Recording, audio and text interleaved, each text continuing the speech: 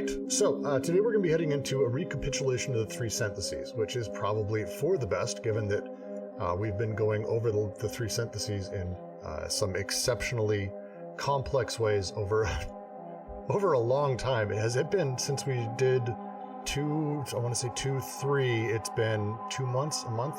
It's been 2 months, oh my god. So that's 6 readings since we started getting into the syntheses in this, so it's going to be a fun one for us to dive into. Let's give a reading to the recapitulation of the three syntheses. Stupefying Oedipus, inexhaustible and ever-present. We are told that the father died over a period of thousands of years, well, and that the internalization corresponding to the paternal image was produced during the Paleolithic right up until the start of the Neolithic, approximately 8,000 years ago. One analyzes historically, or one doesn't, but honestly, as to the death of the father, news doesn't travel very fast. It would be a mistake to embark Nietzsche on that particular voyage through history, for Nietzsche is not the kind to ruminate over the death of the father, and spend all his Paleolithic period internalizing him. On the contrary, Nietzsche is exceedingly tired of all these stories revolving around the death of the father, the death of God, and wants to put an end to the interminable discourses of this nature, discourses already in vogue in his Hegelian epoch. Alas, he was wrong. The discourses have continued, but Nietzsche wanted us, finally, to pass on to serious things. He gives us 12 or 13 versions of the death of God, for good measure and to be done with it, so as to render the event comical. As he explains that, strictly speaking, this event has no importance whatever, and it merely concerns the latest pope. God dead or not dead, the father dead or not dead, it amounts to the same thing, since the same psychic repression and the same social repression continue unabated, here in the name of God or a living father, there in the name of man or the dead father. My first reaction, anyone who was in our Logic of Sense discussion yesterday, there's literally a sentence about how the statement God is or God is not is the same thing ultimately in sense meaning. And that, as I was reading this last night prepping, I couldn't help but sort of call back to that.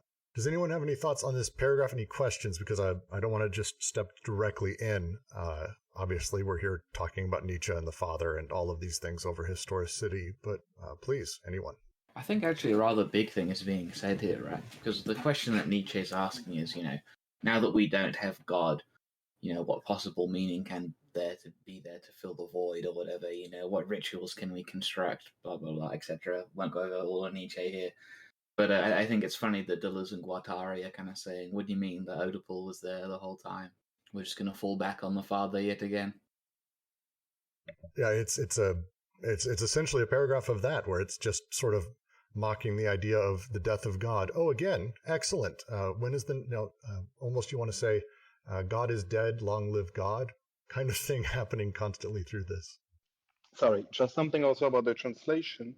It's interesting because there's the last word missing in the English version. The French version actually says, or the dead father interiorized. Also very good. My assumption was that there in the name of man or the dead father, I was assuming that it was a reference to the interiorized version, but this translation sometimes. This is a bit of a subtle point, but I think we're going to see it develop in this section. But if we go all the way back to section 1 or chapter 1, section 2, right? They talk about the master of the syllogism, right? The second synthesis and the role of they kind of play on Kant as like discussing God as the master of that syllogism, right? Of noumena. So it's a point about the second synthesis and distribution. So when they make the point about the father here, we saw this a little bit in the 2 sections ago, but we'll see this come up here, right? They're starting to play in part here, or at least as I'm reading it, I'm focusing on them playing on the second paralogism and the way that something like the law of the father is sort of hanging over us in this sense. But also, how do we move on to serious things, right? I agree. It's a great way to start off. Again, we've just finished discussing significantly how Oedipus sort of works within the unconscious and how it's working over time and all of that. And this is where they start in on this, diving right into Nietzsche and Deleuze's reading of him. Unless there's a thought, I will continue to the next paragraph. Nietzsche says that what is important... Sorry, I was reading the chat. Nietzsche says that what is important is not the news that God is dead, but the time this news takes to bear fruit. Here, the psychoanalyst perks up his ears, believing he has heard a familiar chord. It is well known that the unconscious takes a lot of time to digest a bit of news. One can even quote some texts of Freud on the unconscious being ignorant of time, conserving its objects like an Egyptian tomb. But that is not at all what Nietzsche is saying. He does not mean that the death of God spends a long time plodding around in the unconscious. He means that it takes so long in coming to consciousness is the news that the death of God makes no difference to the unconscious. The fruits of this news are not the consequences brought about by the death of God, but this other news, that the death of God is of no consequence. In other terms, that God and the Father never existed, or if they did, it was so long ago, perhaps during the Paleolithic. All they did was kill a dead man from time immemorial. The fruits of the news of the death of God do away with the flower of his death as well as the bud of his life. For, alive or dead, it is still a question of belief. The element of belief has not been abandoned. The announcement of the Father's death constitutes a last belief, a belief by virtue of non-belief, about which Nietzsche says, this violence always manifests the need for a belief, for a prop, for a structure. Oedipus as structure. I'm going to guess that structure, and my shitty PDF has a P in there, and I just made an ass of myself. Just a guess.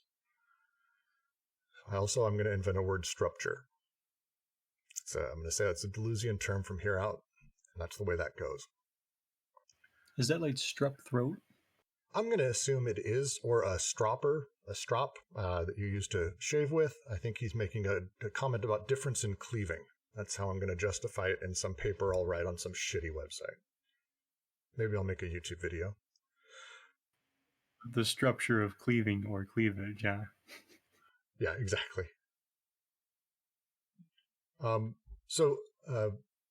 One of the things that's really important here, and I actually think I am going to go back to a little bit of our discussion of logic and sense yesterday, because it does very much follow from a lot of that. When we start with the idea, we have two statements, God is or God is not. Deleuze writes in Logic of Sense that ultimately our sense of these two statements doesn't really shift, because they're both predicated on the idea and the creation of God as a thing, as a place that we're starting from. The argument inside of this paragraph and the previous one is very, very similar to this. The idea that essentially by invoking God, by talking about God, by bringing him into the structure at all, you're actually creating the structure of God inside of what you're talking about. This is the argument that has been made over the last few sections as well about how representation works with Oedipus, that by starting with Oedipus, by having the conversation, the structure of it necessarily belies itself being introduced into desire. So this sort of odd reversal that they're trying to make here, and his take on Nietzsche follows this, that it is not that we are out to kill God. It's not that, oh, God also sort of never existed. It's like, no, it's they never existed. We have now tried to kill a dead man, but we can't, the zombie of Oedipus or the zombie of God cannot go away, because it's the virtue of non-belief, the idea that we're still discussing it. The structure of such a thing does not go away itself. It's a really fantastic reversal of the thing. This is how I read this, and I could not help but connect it to our discussions yesterday in Logic of Sense. Is that far up? Nothing to add from my side. I read it the same way. Yeah, and this reinforces what they've been talking about in terms of Oedipus not having been produced by the unconscious, right? That is to say, everything happening in terms of the syntheses and that, it didn't depend on God in this sense, right? So everything's still happening, right? But in terms of the structure, right, through the belief by virtue of non-belief, yeah, we're still kind of finding this structure present, but it's not necessarily how things.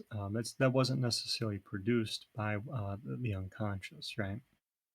Yes, and I think we're going to get a lot into this quite a bit later as we get into how things are produced and how representation is made. But the lines here that are incredibly important to be able to fully understand is the conception that I'm going to try to find the exact line.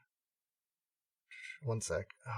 There. Sorry, it's the bottom of what is that? 106. He means that what takes so long in coming to consciousness is the news that the death of God makes no difference to the unconscious. The idea that the underlying sort of actual being, it doesn't matter to it. The idea of God is almost irrelevant because it's just doing its own thing, and it's dealing with representation after the fact.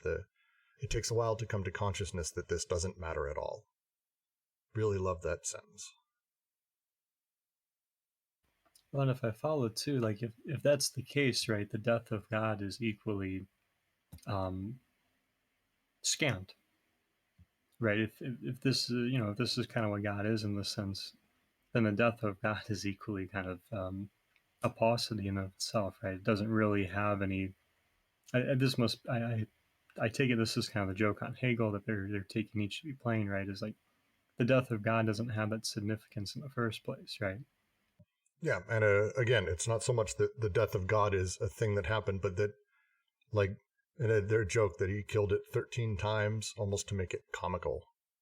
Again, to drive that point further home. Any thoughts before I move on to what is going to start becoming a little bit more complex on this? Because those are the two thoughts we got to make sure everyone gets before we move on. So if you have questions, the rest of this is going to start getting really wild. So Ingalls paid homage to the genius of Bachofen for having recognized in myth the figures of the maternal and of paternal law, their struggles and their relationships. But Ingalls slips in a reproach that changes everything. It really seems as if Bachofen believes all this, that he believes in myths, in the Furies, Apollo, and Athena. The same reproach applies even better to psychoanalysts. It would seem that they believe in all of this, in myth, in Oedipus, and castration. They reply, the question is not one of knowing whether we believe in this, but whether or not the unconscious itself believes in it. But what is this unconscious when reduced to the state of belief? Who injects it with belief? Psychoanalysis cannot become a rigorous discipline unless it accepts putting belief in parentheses, which is to say, a materialist reduction of Oedipus as an ideological form. It is not a matter of saying that Oedipus is a false belief, but rather that belief is necessarily something false that diverts and suffocates effective production. That is why seers are the least believing of men. When we relate desire to Oedipus, we are condemned to ignore the productive nature of desire. We condemn desire to vague dreams or imaginations that are merely conscious expressions of it. We relate it to independent existences, the father, the mother, the begetters, that do not yet comprise their elements as internal elements of desire. The question of the father is like that of God. Born of an abstraction, it assumes the link to be already broken between man and nature, man and the world, so that man must be produced as man by something exterior to nature and to man. On this point, Nietzsche makes a remark completely akin to those of Marx or Engels. We now laugh when we find man and world placed beside one another, separated by the sublime presumption of that little word, and. So they sound staunchly anti-theism. So like theism places whatever you want to fill in for the principle of God outside of nature, so-called nature, right? Whereas pantheism sort of puts it in connection with nature, and then you have like so-called paganism, where I guess we could substitute divine for the virtual here and suggest that it's immanent to nature. So were they staunch atheists, or are they just really against Oedipus as some sort of figment of God? Not a thing, I think, that was discussed in the same way that we might today, so I think it's difficult to utilize the words.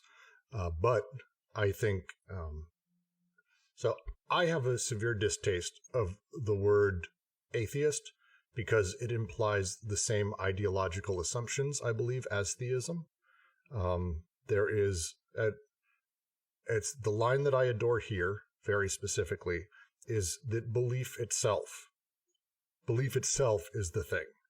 The phrasing they use, it is not a matter of saying that Oedipus is a false belief, but rather that, quote, to quote direct, belief is necessarily something false that diverts and suffocates effective production. The representation, and here it's Oedipus, can be God, can be atheism, can be pantheism, can be, I don't care, it can be any of these things, like any sort of large-scale representation of this sort of what you might call a master signifier, I guess, under Lacanian terms, but it could be a lot of other things. Like, that's the problem itself, like just the belief, and I think atheism has that problem significantly. So I'm not sure they would ever. I would assume they would actually make the comment. Probably Deleuze would wryly say, "I actually believe I'm extremely religious," or some stupid shit like that. That's kind of smarmy and kind of funny. But I like that point a lot. The point about belief and it being closely tied to the structure of Oedipus. There's this one essay that I've read and it talked about this, and it's almost too hard for me to believe my belief alone. Like I need to ape it or something, and I need you to believe it too. And in this way, I'm like suggesting that my representation, my belief, is the thing.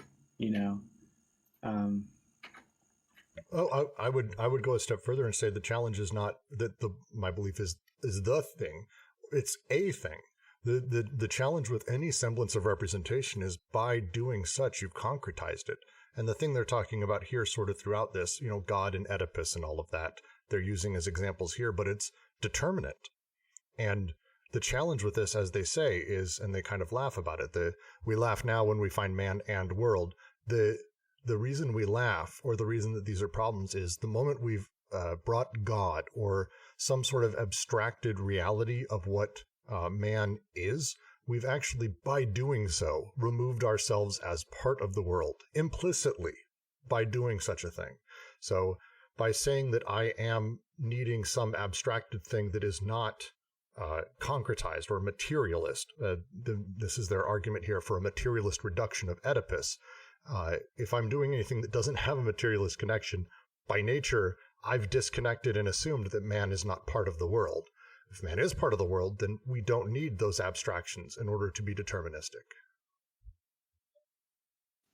I don't really understand the term abstract machine very well, but it doesn't seem like they use it in a derogatory term. So are we talking about the mere fact of abstraction here being alienating, or is it like, usurping people's ability to spontaneously create abstractions through connecting with anything? Well, I mean, we're going to come to kind of explain more of that, but I would not say they're necessarily even against representation or like against Oedipus or against God. Like that conception again assumes when they're talking about it here, the phrasing that they use, seers are the least believing of men. When we relate desire to Oedipus, we are condemned to ignore the productive nature of desire. We condemn desire to vague dreams or imaginations that are merely conscious expressions of it. We relate it to independent existences, the father, the mother, the begetters, that do not yet comprise their elements as internal elements of desire. By playing with these things and talking about things that are determinate and structured, that are not connected to a materialist version of this, when we can talk about, in Oedipus, for example, mother, father, me, but I'm not talking about my mother, I'm not talking about my father, I'm not talking about me, I'm talking about the conceptions of those.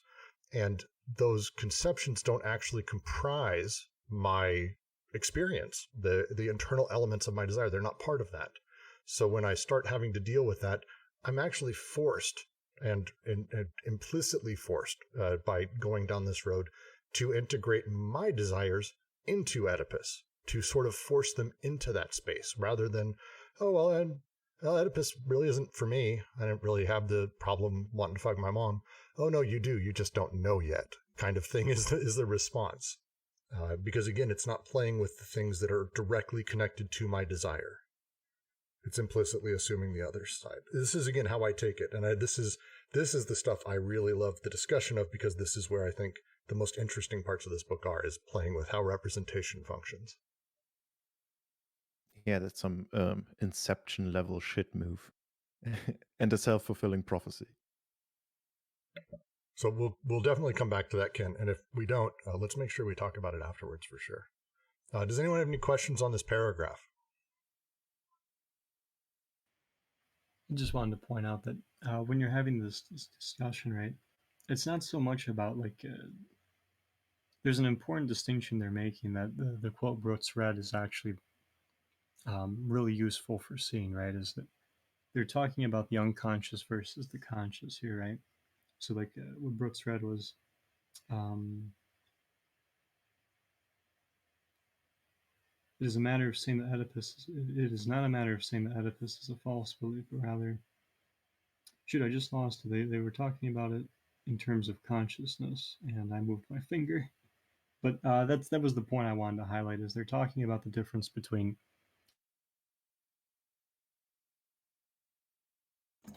Outright, as you said, Between consciousness and the unconscious is what you're saying, Jack. Oh no, did we just lose Jack? Oh no. Let us hope that is what he was trying to say. I think that's what he was saying, and he's completely right. That's they're talking basically about the difference between unconscious desire and sort of conscious, experience or whatever. It's we're going to be getting a lot more into that, but they're definitely drawing that line: conscious belief and unconscious desire. I think Jack lost his mic, which is fine. Sadly, he'll have to talk. He'll have to type, and that's a shame. Any questions though on this? Because I know it's a lot said in this paragraph. There's a lot said in this paragraph. Can you hear me okay? There you are. Now that's strange. But I found the passage. When we relate desire to Oedipus, we are condemned to ignore the productive nature of desire. We condemn desire to vague dreams or imaginations that are merely conscious expressions of it. We relate it to independent existences, the father, mother, begetters, that do not yet comprise the elements as internal elements of desire. Right. So yeah, that was the big thing I was trying to highlight, is if you put it into belief, right, you're talking about consciousness, and there's a point about how you're talking about things that are sort of separated from the unconscious in a weird way, right? But they're supposed to affect the unconscious and how it produces. But of course, the problem there is going to be that the unconscious doesn't believe in these things, right? Because for the unconscious, belief is irrelevant, right? It's just producing because desire doesn't know belief. I will move on. Please, if anyone has a question, don't hesitate. Raise your hand, unmute yourself, or type it in chat. We're here to answer everything. This is about understanding, and I think this is, if there is a thesis of this book that is extremely important to take away, it's this section and the things that it implies, which are going to become significantly more important for you to understand as we move into chapter 3. Because this is kind of a lot of their critique of a lot of stuff, to say the least. I can pose a question for our friend Ken. I'm just curious here, because there seems to be like something of an implicit reference to Jung. Like, do you think there's a fair criticism there that something like a dream and the way that that's dealt with in something like analytic psychology maybe actually looks at the conscious rather than the unconscious? Or do you think there's a useful criticism there? I mean, yeah. So the criticism would be that consciousness or that the unconscious compensates for what is excluded in the social relationship that consciousness is embedded in. So the representations that you use for a social relationship end up excluding something. And then that exclusion reappears in things like dreams and getting triggered and like, you know, reactions and stuff like that. So insofar as they critique that sort of function of compensation, then they would have a direct line of disagreement, critique with Jung. But insofar as consciousness deals with representations and the unconscious doesn't necessarily know of discernible forms per se, then they'd be in agreement. Like consciousness for Jung is that is the faculty of identification, identity, drawing boundaries, representing things. Whereas, yeah, the unconscious is like an admixture of desire between complexes which have some sort of like fractal dimension where each one is not without the other. So like so like speaking of like the father archetype and the mother archetype is nonsense. In terms of like trying to talk about what's going on with the unconscious. That's all conscious representation and excluding differences of the archetype to discern a form. So and it sounds like Deleuze and Guattari critique that, and I like that a lot because I like Jung, and I feel like his stuff is being dragged through the mud. I don't know if I answered your question. I hope I did. Yeah, I think so, because I enjoy his work too, but that the point they seem to be making, right, is there's something about the Jungian method, and it's not just Jung, is it? Like this extends beyond him, but there's sort of a problem in methodology here where if we focus on the analyst and like consciousness to understand the unconscious, right, then we're not really understanding the unconscious on its own terms, right? And I do think Jung has work trying to deal with it on its own terms, but we can definitely say that there's some methodological risk for him and certainly for other psychoanalysts, right? Yeah, the methodological risk is impugning representations in dreams with intention. So suggesting that this image has this formulaic meaning and it's this intention. Like that's the slippery slope with Jung. When what you're looking for are symmetry breakings. You're looking for the navel of the dream where representation fails. You aren't looking for similarity. Like, yeah. But I think the very helpful criticism is like thinking that the unconscious is prima facie mythological. When the theogonic process is a preconscious process. Like there is a theogonic, you know, that we move through periods in time with like with principles that we raise above all else, and maybe you can call them God principles, but like from Plato. So Plato had a positive movement at the end. Aristotle had God at the end as the telos, as the terminus. But that's a pre-conscious thing. That's not this weird infinite judgment unconscious area where you can't say that what's happening in the unconscious is a movement from Uranus to Kronos to Zeus, right?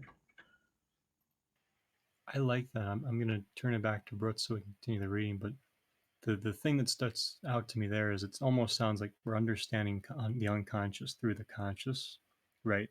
And then part of the methodological problem is that, and they'll get into this later, right? This creates kind of a loop of focusing on the preconscious, right? So you never get to the unconscious in full. You kind of just focus on what's going to come into consciousness by focusing on what's conscious and trying to kind of reproduce it. Yeah.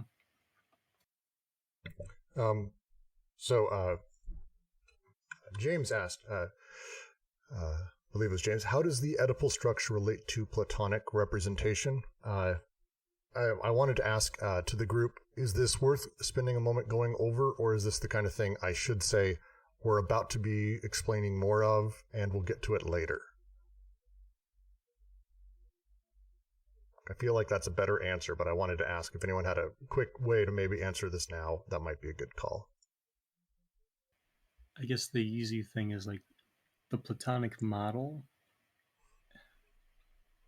So it's not necessarily like they're not talking about a question of looking for the form of Oedipus, right? They're talking about the structure of Oedipus that leads to belief. So it's not exactly a Platonic problem, but it would more so be like the representation here would be kind of what Ken and I were just talking about, where it's more so the structure is being put into a question of consciousness and belief, and that's supposed to speak for the unconscious, right? And so what you only end up dealing with is consciousness and the pre-conscious.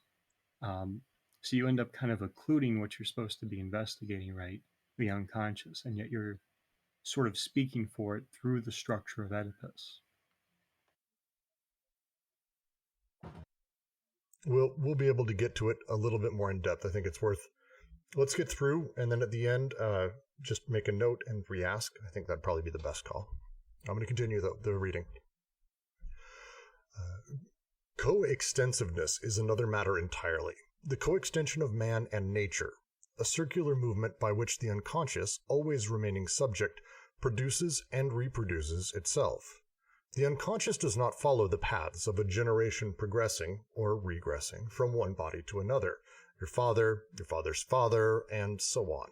The organized body is the subject of reproduction by generation.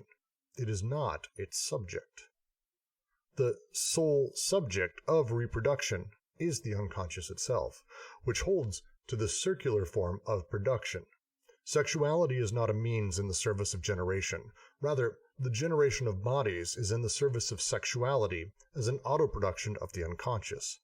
Sexuality does not represent a premium for the ego in exchange for its subordination to the process of generation.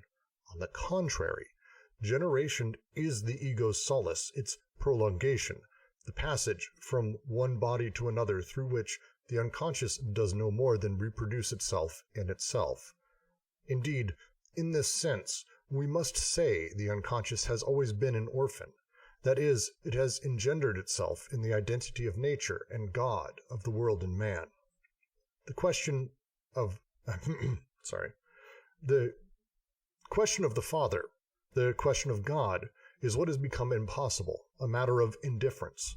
So true is it that to affirm or deny such a being amounts to the same thing, or to love it or kill it, one and the same misconception concerning the nature of the unconscious. So their use of sexuality here, I think, is, again, really bringing up the reversal they're trying to make and the one they're trying to really push on people. Sexuality is not a means in service of a generation. No, a generation of bodies is in the service of sexuality as an autoproduction of the unconscious. The reversal there being the interesting part as we start talking about all of this. Any comments, questions? This might be helpful. When they're talking about sexuality here, they don't necessarily mean a question of like the heterosexual, the bisexual, the homo. Like they're not really getting at that, which is a little bit more, sometimes a little bit more traditional in psychoanalysis, right? They're talking about sexuality in terms of the unconscious and its auto production, its self-production, as opposed to sexuality being like used by the unconscious to produce things. So it's a little bit of a play, but the point I'm trying to make is that with sexuality, they're not talking about like a human sexuality in service of generation. They're talking about the sexuality that the unconscious is producing itself through, or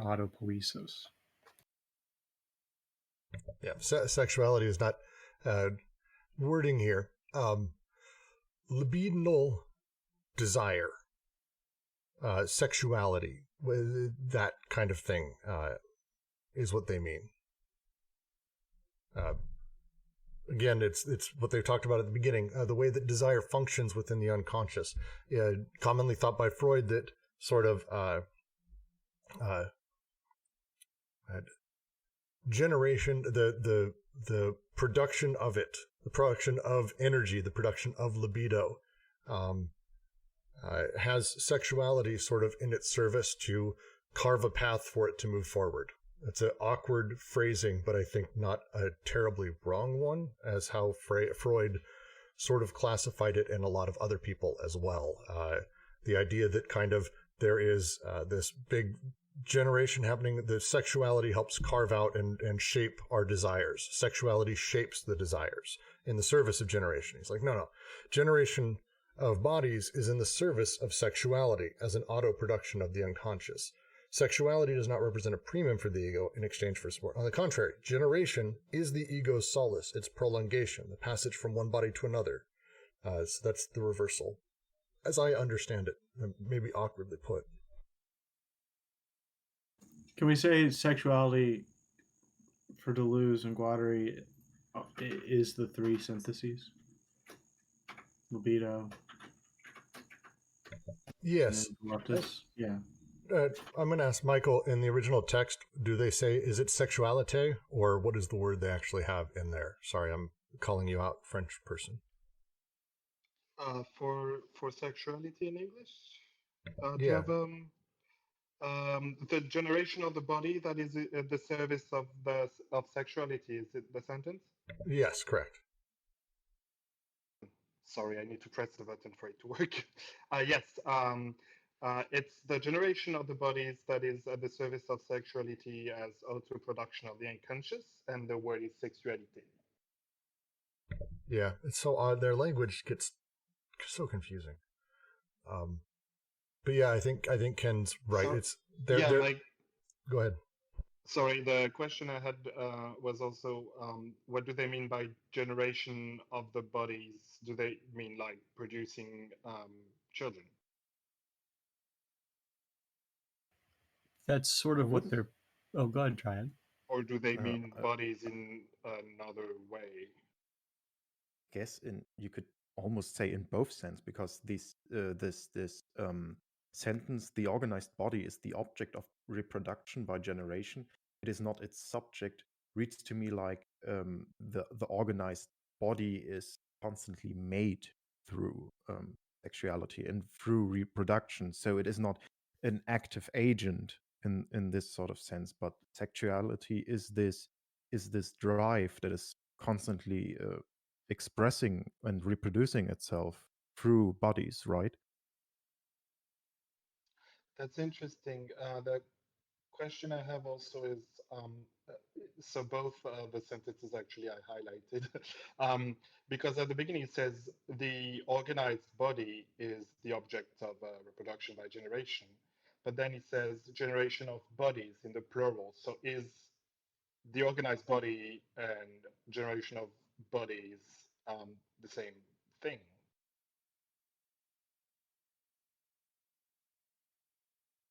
If I make any sense, because yeah.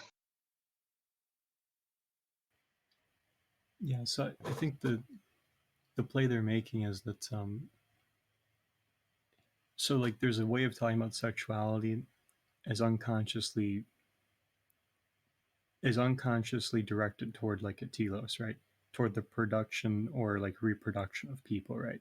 So sexuality is supposed to be generative in the sense of generating children or something like that, right? The move that they're making is one, to say that sexuality is not anthropomorphic.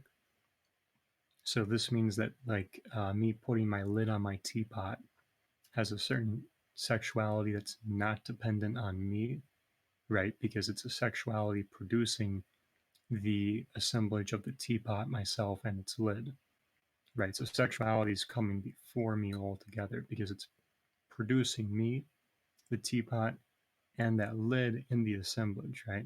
And so in that sense, it's generating both itself as the unconscious and that subjectivity, right? So this is why I like the time with the three syntheses you guys are making, because the distribution of the functions and the way we're coming together, that is produced by sexuality in a non-human sense.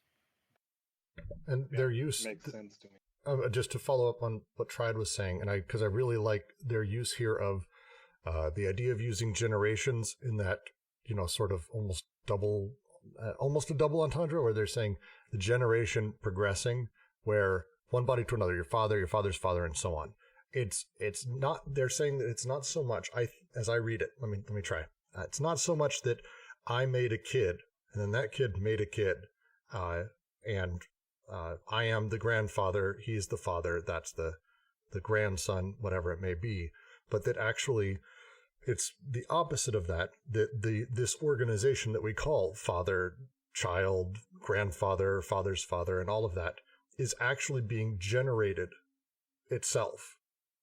The organized body, the organization of this is the object of reproduction. It is not the subject. It is not that I'm creating through my sort of natural state, the father, the grandfather, or the child, or Oedipus, or whatever it may be, but instead that's actually part of my sort of that larger representation and reproduction that's being happening. It creates that for me. Is that making sense? Yeah, you're broaching the last part of the paragraph, right? Which is, okay, so if the unconscious, if the teapot falling on the lid, right, if there's not even a person there, if there's a sexuality producing that in terms of the unconscious self-production, how do we get things like the name of the father and Oedipus, right? And I see you broaching on your question, right? So how do we, what they call a misconception, how does this come about? I think I read it slightly differently, although maybe along the same lines, in that obviously an organized body or an organ, right, is different from a non-organized thing, in that a line of flight, for instance, or the schizophrenic process doesn't have generations. It's not generational. It doesn't reproduce, right? The only thing that would reproduce would be an organ. So it's almost. Let me try to use other awkward ways to describe this. My father, my father's father are, things like, for sure, bodies and stuff and all kinds of different stuff. The organization of it by saying such things, by sort of claiming that and claiming us as not only different, but by creating this sort of generational progressing, that is what is being created by representation, by reproduction, by this misconception. Because I'm agreeing with what you're saying. I'm just trying to figure out another way to say it, Webcam Parrot. Because I like how you put it. I'm just trying to figure out another way to say it. Sorry, I cut out a bit when you were explaining it, so I missed some of what you were saying. So the reproduction that's happening, it is not that, and this is so hard to figure out how a way to say it sort of nicely out loud. This is like the important shit. So I kind of want to spend a second on it. The creation of God, the creation of me, my father's father, and all of that is not because my dad made me and my dad, like as a subject, created this generative sort of thing. It's the organization of it is the object of the reproduction by the process itself, the process of the representation and how it affects things. So I pull that when they talk about it's born of extraction, assumes a link already broken. The last few paragraphs seems to pull really at the idea that sexuality is not in service of generation. The generation of bodies is in service as an auto-production of the unconscious. That makes it feel like it's almost that everything is sort of, fuck, I lost it. I lost my thread. I hate this so much. I mean, I suppose what I would say is that there's a tendency perhaps to go back to like a biological thing, like, oh, generation, well, the father or whatever. But what I would say to question here would be that a biological idea is still an idea that we came up with, right? And so what's being questioned here is the structure in which we decide that that is an idea worth talking about in the first place, right? And it is in this way that it is organized, right? It is an organ or an organized body, and thus only an organized body or a thing that has been organized has the capability to be generational or to reproduce at all, because there's a blueprint now, right, by which to reproduce it. A line of flight does not reproduce because by the very nature of what it is, it's a boundary breaking, right? And it seems to me that that's what they're, at least perhaps that is one reading of what they're trying to say here, is that it is the organized body is itself the object of reproduction by generation. Right, and so you're getting into the tension of the paralogism and the syllogism, right? Where, and I'm using the teapot, but the lid on that, right, the sexuality involved in that, is engaged in that first synthesis and the unconscious production thereof, right? That in of itself is the unconscious producing itself right there in that first synthesis of connection, right? In that sense, we're talking about like the partial objects and the way the assemblage is happening. And to your point, right, that's different than taking like already formed detached objects, right, or global persons in the first paralogism to talk about how sexuality functions inversely. I think I'm going to force us to come back to this in a moment, because it's I'm going to keep moving, but this is like if there is a thing that I want to make sure not only that I grasp, but that we're able to again communicate clearly to everyone who's here or who will listen to this, like this is the thing. This is really important later on, and I think I grasp it in an intuitive way. I'm just having a lot of difficulty talking about it. I really like how you phrased that. Kent, I'm with you, and I like how you're putting it. So it's just, yes, Jack, I grok it. I just can't explain it. Jack likes that he learned a new word. He didn't know the word grok. Everyone should know the word grok. It's a good word. I only know the alcoholic. Right? Oh, sorry. I'm just making a joke. Don't worry, go ahead. I only know the alcoholic beverage grog. It's an old sci-fi term that means to understand something, for lack of a better word, imminently, without reason, without thought. Intuitive understanding. G-R-O-K. It's okay. I believe it's Robert Heinlein. We were having this discussion earlier about where it comes from. Okay, so here, grog is just a hot drink out of rum, sugar, and hot water. No, you're not allowed to explain it. Stop. All right. Next paragraph. But psychoanalysts are bent on producing man abstractly, that is to say, ideologically, for culture.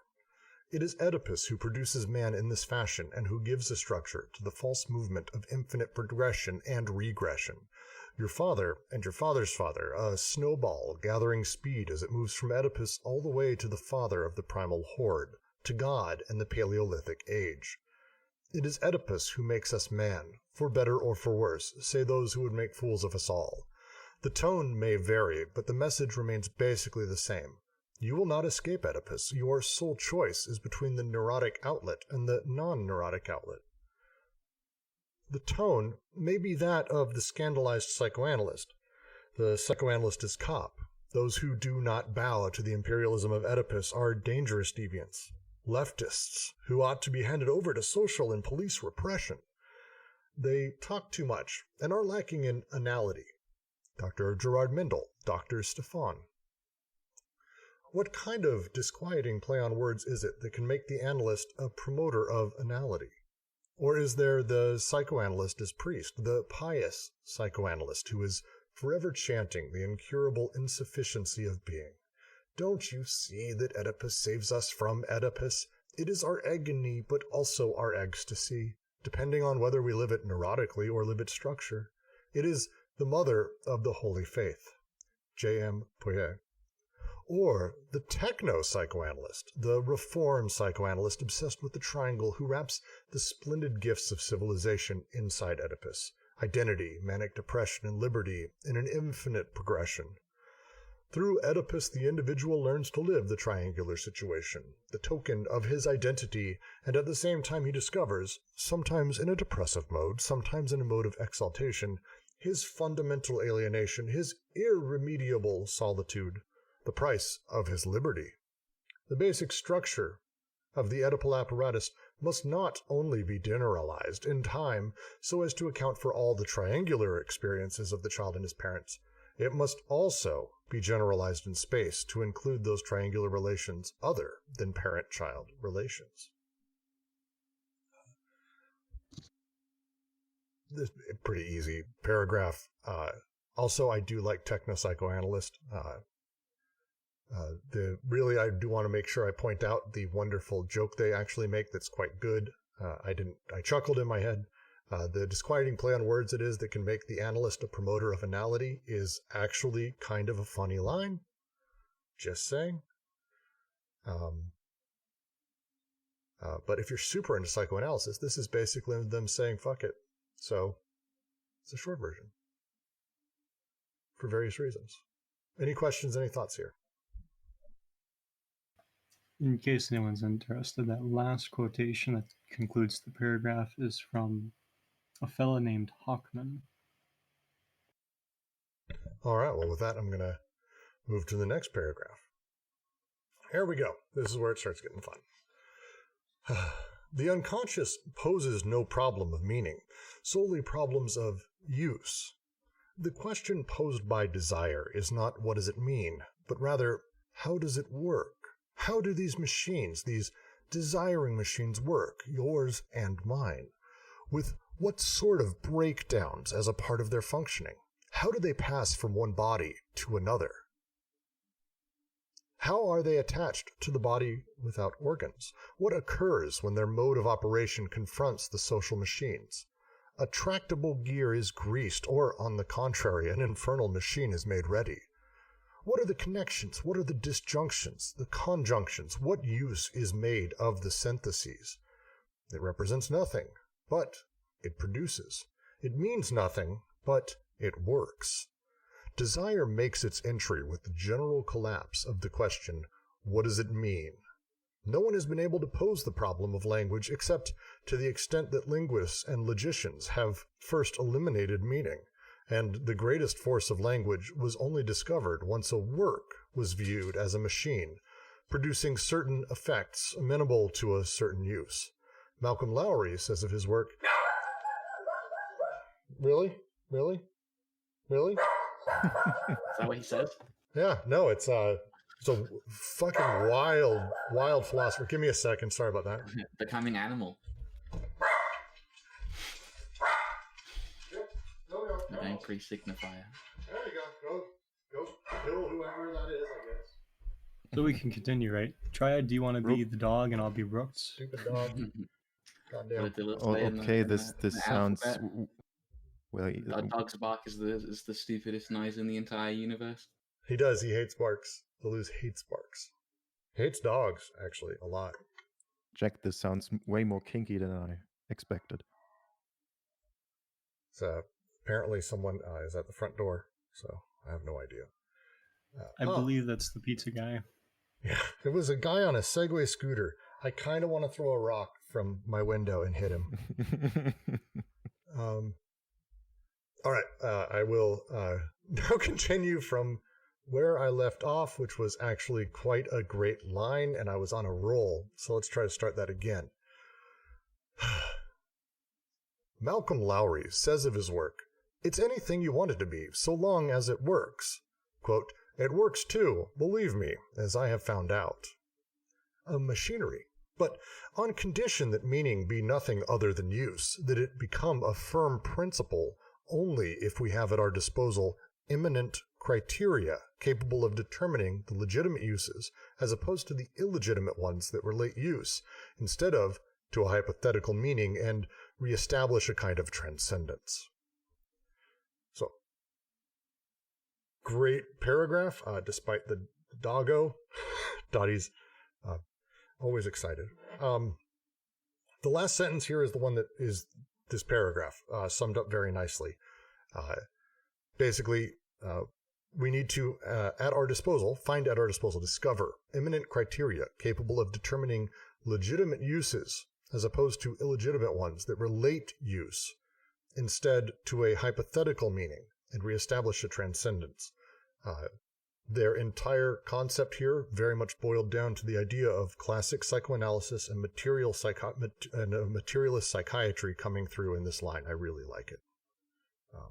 But I'll leave it open. Any questions, any comments on this? Because I'm going to start talking about it from the top in a moment, but I figure I'll open it up. The way they are positing meaning,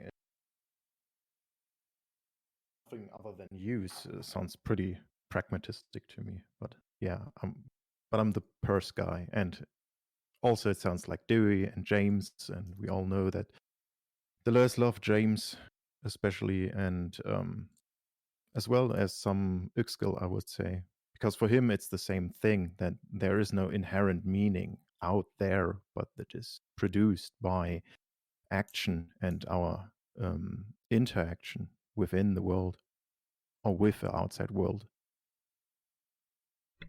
Well, to sort of break down just a little bit, because again, the three syntheses are passed through here very quickly. Because again, they've talked about this throughout this entire book so far, and they've sort of gone over them a few times. And right now they're recapping very quickly why it's necessary for us to understand them. The three syntheses, to say again, is the connective, disjunctive, and conjunctive. The first step is connection, which at the same time of connection happening also produces. It's a wonderful little thing. And then there's disconnection, things disconnect. And then there's the conjunction, which is the result of this, where the subject sort of comes of the entire thing, the sort of gathering of these. As they say, it represents nothing. It means nothing. The syntheses themselves aren't like a thing that has meaning, that has some greater thing that we're trying to attach to. It's I think, one of the reasons that they very much went in this method. I can't assign any sort of larger scale meaning or God or signification to the disjunction, the connective, and the conjunction, like aside from the words a bit, but not the things. Like, it's very tough. And so as such, all we can do is talk about how it works. That's it. What does it produce? How does it operate? What does it do? Which I think is really great. Am I far off? I'm going to just keep poking. Webcam, how was what I said? Is it far off? Is it generally good? Do you want to add a little bit? Come on. Seems fine. I don't really know what to say. I sometimes try to avoid this grounding, ungrounding territory because I don't know where to separate my own thoughts and what Derrida thinks and what Deleuze and Guattari think from it. That's fair. I think the best part is we're trying to find the words to communicate things that they said have no meaning and can't really be talked about. So it's another reason this part's fun. Now, does anyone have questions? Let's ask that. James, anything here? Michael, Rimka, anyone? Feel free to type in the chat or unmute yourself. We're here to answer. Because a big deal here, again, this paragraph insists on the others, and it's going to be something they're going to call out in the next couple. Immanent criteria. What does immanent criteria mean to this? Bostgerd asks. Anyone want to take that?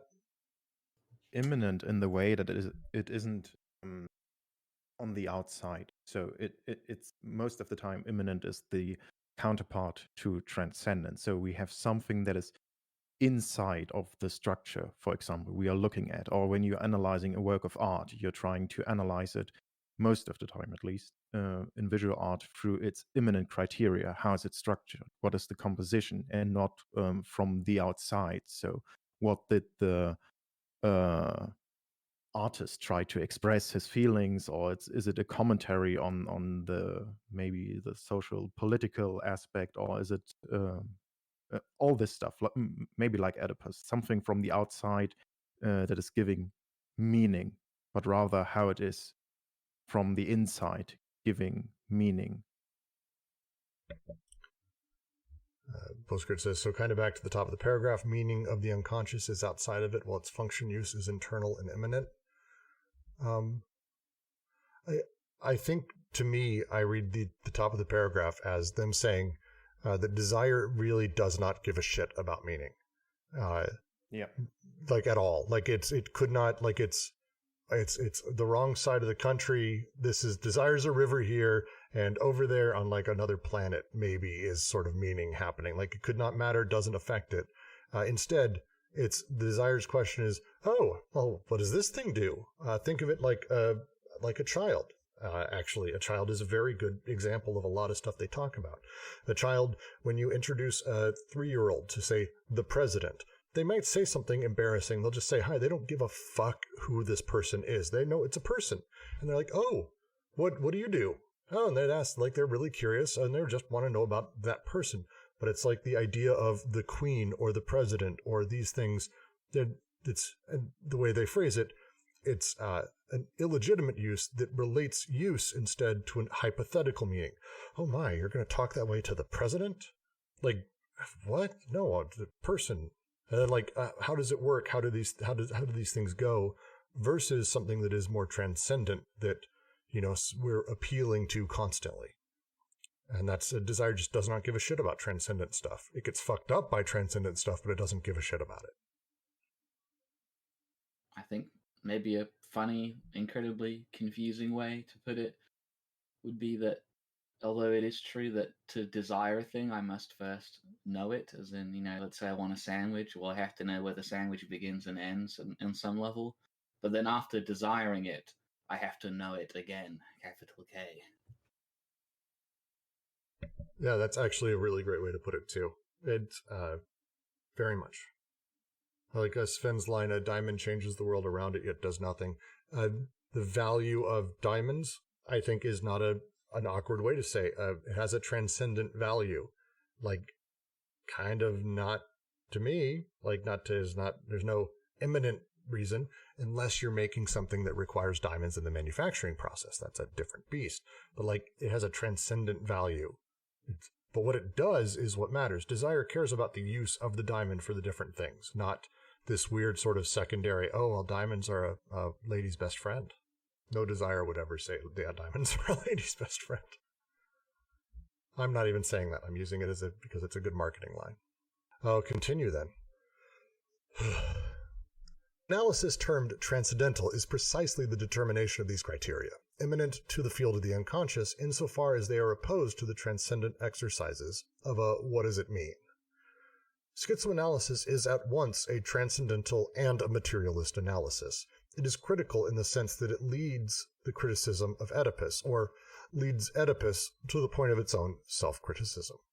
It sets out to explore a transcendental unconscious rather than a metaphysical one, an unconscious that is material rather than ideological, schizophrenic rather than Oedipal, non-figurative rather than imaginary, real rather than symbolic, machinic rather than structural, an unconscious, finally, that is molecular, microphysical, and micrological rather than molar or gregarious, productive rather than expressive, and it is a matter here of practical principles as directions for the cure.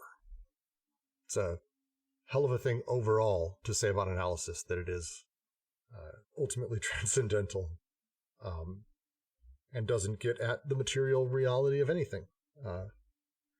And oh, god damn it, Bostgard. I knew when I said that someone was going to type it. Imaginatory.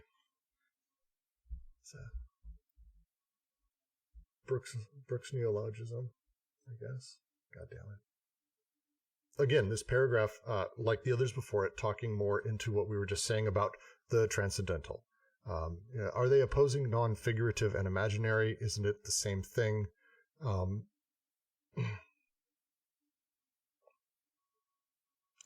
mean, pictures in your imagination can still be figures and can still be abstracted from any realm of experience. You know, I get into some position of authority and power, and sort of just this mere, not the meaning of me being an authority figure or something, but just the sensation uh, of that ecological role sort of causes me to self-ingratiate and imagine myself as some sort of idealization. And then I can fixate on that image, and then it becomes a sort of self-fulfilling prophecy. I start acting like the way I imagine myself to be, which is abstracted from the situation. That's a great way of putting it. It's why they will not say, and they've said literally the opposite, that there's no such thing as Oedipus. No one's Oedipus. No one wants. It's like, no, it's like these things can still be. People can still be these things. It's just getting away from this transcendental concept that all of us are, or there's some larger thing behind it. And but Mikhail, I'm guessing by saying we don't all have a figurative imaginary, though. Are you talking about what is that thing whenever you can't picture things in your imagination? Because it starts with an A. Yeah. Yeah, I think some people don't picture things, I guess. Yeah, so you don't have to for the representation to still work. You can still do all of the same thing on the level of the on the level of the concept. So you can still have a concept of yourself being some sort of kingly figure and living that out, right? And so I'm going to ask, because now I'm confused. I do think that they are opposing non-figurative and imaginary. Imaginary being figurative. Imaginary is figurative. They're saying non-figurative. Am I wrong on that? Because it sounds like, Ken, what you were saying is that things are still figurative in their version of the unconscious. No, well, I mean, here's where I might diverge from them in that I think concepts are still representations. If I could cut in here, so I took the imaginary. I think that's a suggestion toward Lacan, but the role of figurative language, right? We're talking about. I'll give you Emo Saran, right? The most honest thing for a person to do is not to use euphemisms, right? Beautiful line. But figurative language in the sense of using I don't even want to say metaphors, trying to understand things on terms other than its own is what I see them saying here, right? So like with like the imaginary, right? Like to me, it's not so much a question of representation itself, but trying to understand the unconscious apart from its own terms, right? Or on the terms of something like consciousness, right? Where you understand consciousness, where you would understand the unconscious by using consciousness, right? So you create a problem here because now you're not on the unconscious own terms, right? So to me, it's not so much about metaphor or figurative language being good or bad, but the use of it in trying to understand something apart from itself, right? Yeah, that was a sin of omission on my part. That was just the example that immediately came to mind. And yeah, I mean, narcissism isn't necessarily the unconscious, right? Like forming a representation of things or investing libido into yourself isn't necessarily on that level of the unconscious. The unconscious in that is that is that repetition that can't be represented to itself, or is that difference that I've been reading about. But the unconscious isn't that like you have this store of images that can be collateral with like ecological roles. No, that sort of comes as a pre-conscious cycle thing. I'm sorry if that was nonsense. No, it's a. I mean, it's a different. I mean, we've talked about this, Ken. I think we diverge in very few ways, and I mean, I diverge in my own ways from all these texts in different ways as well. This is just one of those where I'm like, oh, so, because to me, it's they're being very particular here that they're talking about the non-figurative, and they're like, this is us. We're not talking about figures of things. We're not talking about archetypes. We're not talking about any of this shit. We're talking about an unconscious that's actually materialist, that we're able to break down to the point where we can say, here is how desire is produced. Here's how things work. Here's how things are interacting, almost as if we were saying, I can see how the blood is moving through the human body, and I can understand how a person through their neurons believes they exist. We're talking about that level of almost material reality versus the conception of classic psychoanalysis that is, maybe you exist, you've got a bunch of shit dancing around on a stage in your head, and it's a big mass of stuff rolling around, and we're going to figure out how to get the right stuff on stage so that way you can be a good citizen, kind of thing. Yeah, so I think where we're diverging is on this idea of material.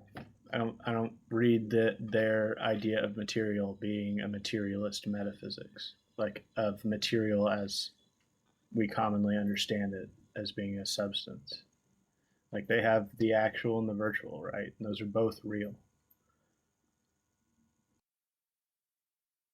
Yes, I don't think I mean literally material in that sense either. Okay, sorry. The body thing threw me off. But it's not literally things I can grab or whatever. But my point is that we're able to say, here is how thing A operates. Here's the systemic realities of it, and we're able to see here's how stuff bounces off of it. The same way I might be able to in Minecraft. Like Minecraft's not real either, but there's rules, there's setups, there's a materialist reality to it that we're able to sort of play around with, and I can actually see how things are working. Versus the other way where one might look at a computer and say, oh, no, the computer's broken because of the demons that are dancing around it because, it was manufactured in a place that had a lot of demons, which makes no sense to anyone. But that's kind of what we do with the unconscious. Oh, you want to fuck your mom, you're a psychotic and nervous because of all of these things that, you don't actually think about at all. But now I'm going to teach you and force you into this Oedipal or representational nightmare and explain to you how you should be thinking.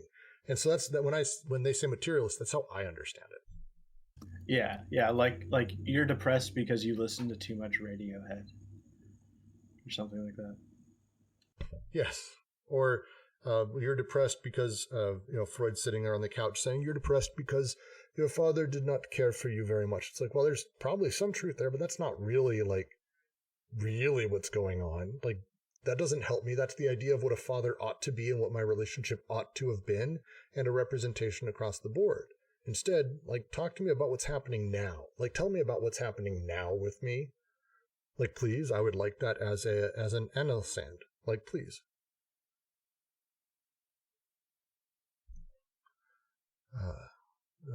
Michael asks, James asks, sorry, before you, Michael, is Deleuze trying to free unconscious desire from the Oedipal structure? Yes. I think that's a easy yes. Is that a yes to everyone? Easy yes? Yes. Yes. Or to say a free unconscious desire from being trapped in the Oedipal structure, because it's free when it starts. It just doesn't stay that way. It's an interesting question. I'm not sure on that one because so there's some qualifications I would make there, because freedom from gets into a strange place of freedom, right? Are we suggesting there wouldn't be structure, right? They'll talk later on about replacing Oedipus with Hamlet is no better, right? Moving from a patriarchy to a matriarchy is a reproduction of the same thing, yeah. So I think that when they talk about the auto-critique in that, right, they're talking about, I think, they're talking about understand desire on its own terms in that, and you're right, creating lines of escape that do take desire in that, allow it to flow differently from the Oedipal structure in that. But the thing is too, right, unconscious doesn't believe in Oedipus in the first place either, so it gets a little complicated. I think I'll just say, because Webcam Parrot phrased it best, Oedipal is exemplary here. It is the use case that we're talking about in these paragraphs. And so in response to that, the answer is yes. They are here talking about freeing desire from Oedipal representation. But it is not just Oedipal representation, because it's not like Oedipus invented representation. It's not that Oedipus is the only representations. They've talked about God, the Father, all these things that sort of touch into Oedipus, but it's not just the Oedipal structure. This is about the Oedipal structure. They're gonna get into more. Is that fair, Jack? I mean, my thing is more like the freedom from but yeah, I know what you're talking about. All right. Michael asks, the opposition between transcendental and metaphysical, I am confused about these words. And that is very fair. Who would like to take a crack at a version of explaining that difference? Metaphysical meaning, alongside or beyond, meaning the things that make up that which makes the physical possible, but is not itself physical, would be metaphysical. And then transcendental, there's like an implication of distance, of a cognitive distance, or some sort of abstract distance, right? A transcendent thing is not a thing happening here with me, whereas an eminent thing is just a thing that's happening right here. It's eminent, it's there among us, right? Yeah, it's transcendental. In my understanding, also has built into it sort of a "this was always and will always," which I think metaphysics doesn't necessarily have the same thing as a requirement. But like transcendental, anything that's transcendental assumes that it always was and always will be. It's usually transcendent of time. The transcendental, at least in the way Kant might talk about it, right? But it doesn't have to be. Yeah, you're gonna want to be careful there too, because they're saying schizoanalysis deals with the transcendental unconscious, right? As opposed to a metaphysical unconscious. So like schizoanalysis is doing something transcendental, which they're contrasting with something transcendent. Right. So in this case, they are following Kant in some sort of sense, and Deleuze is influenced by him. So they are not positing something like an outside metaphysical unconscious that is floating there like a god that is controlling all our destiny or some sort of stuff like that. But it's more like a formal analysis in that sort of sense of a transcendental unconscious that is not a contingent and individual unconscious, but the necessary conditions of every unconscious that could be there without its specific exemplifications and expressions in a contingent historical context. Yeah, and I think the metaphysical by nature means non-physical.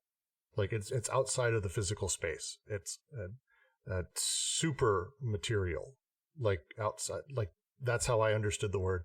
Transcendental doesn't necessarily, it means it exists more outside of time, but it is like an assumption of like an intuitive base of knowledge. A transcendental belief is a sort of intuitive base level of understanding. I'm not sure it exists outside of time. So, okay, analysis termed transcendental is precisely the determination of these, or the immanent, criteria. Immanent to the field of the unconscious, insofar as they are opposed to the transcendent exercises of a so-called what does it mean question. Schizoanalysis is at once a transcendental and a materialist analysis.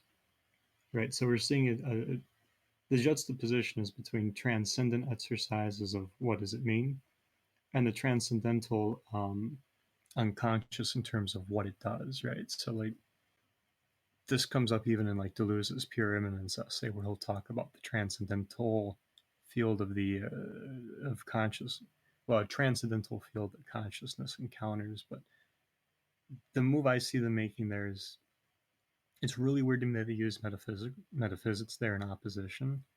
But I think what they're trying to get at in terms of just like what the function is that when we're talking about the transcendental unconscious and that, right, we're talking about taking a view of the unconscious in its self-production through immanent criteria, right? So we're looking at the conditions for the three syntheses to occur and for the unconscious to produce itself. The transcendent opposition would be this probably will sound like an airplane pitch, but the layover, right? So the layover of what does it mean? Well, how do we talk about what does it mean? We deduce from something, right? We might deduce from an Oedipal structure what the unconscious does, but this is the point, right? We're understanding the unconscious through something apart from itself, which I think is what they're getting at with figurative language, even, right?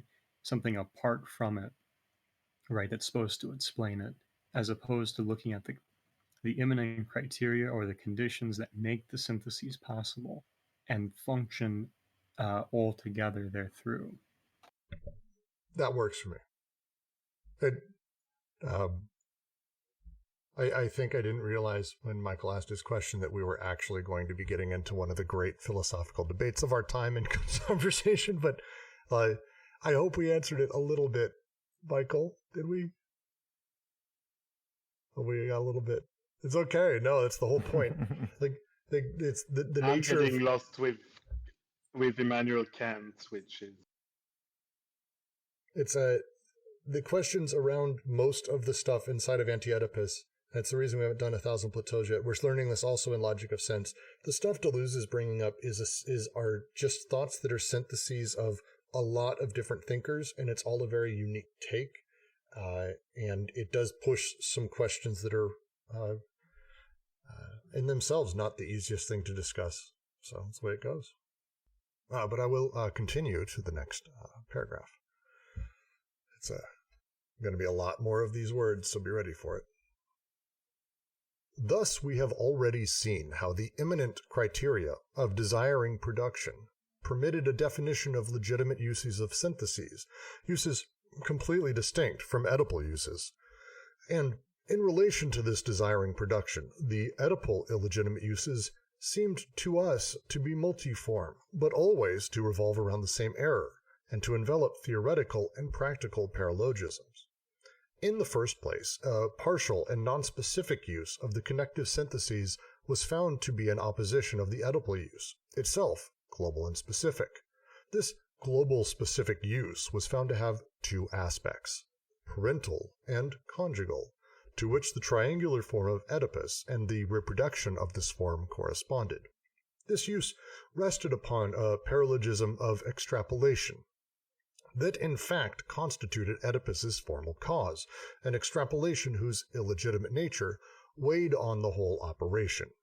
The extraction of a transcendent complete object from the signifying chain, which served as a despotic signifier on which the entire chain thereafter seemed to depend, assigning an element of lack to each position of desire, fusing desire to a law, and engendering the illusion that this loosened up and freed the elements of the chain.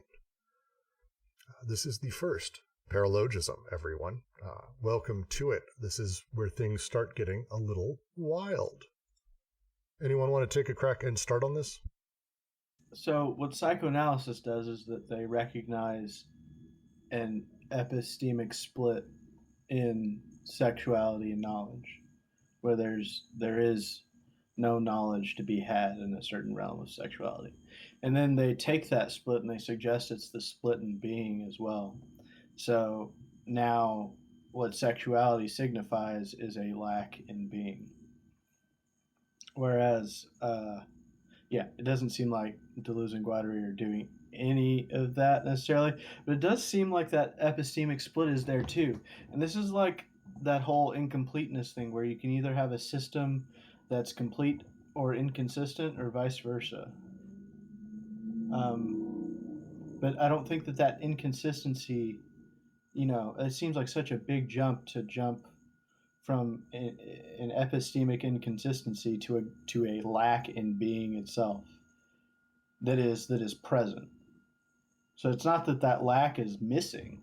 The lack is, for psychoanalysis, that lack in being is imminent, and there is nothing to be known about it. But it's imminent to language too, and it can't be extricated from language.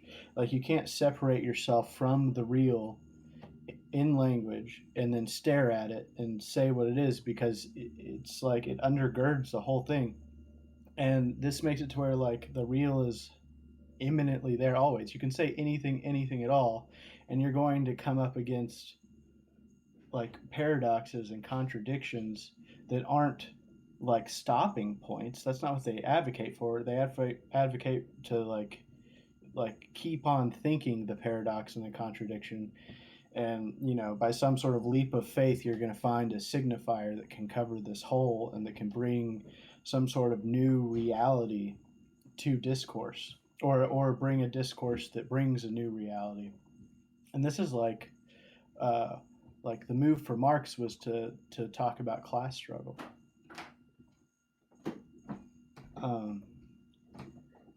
But yeah, that seems like a big jump to apply an epistemic inconsistency to being itself. And that seems to confuse like our ability to say what a thing is with our ability to not even recognize, but that things are, you know. There is no guarantee that you can explain what the existence of a thing is. Well, let's try to break this down a little bit piece by piece, because they actually lay out very, very clearly in here kind of how they made their steps through the claimants. Like they're again, it's the reason I like the use of materialist, because it's what they're doing. So where we start is to them, and the way we talk about it.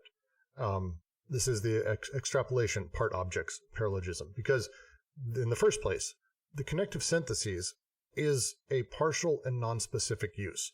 The connective syntheses, the desiring machines don't connect to whole objects ever. They don't know what that is. They also don't connect to certain objects, specific objects. So they're partial and non-specific.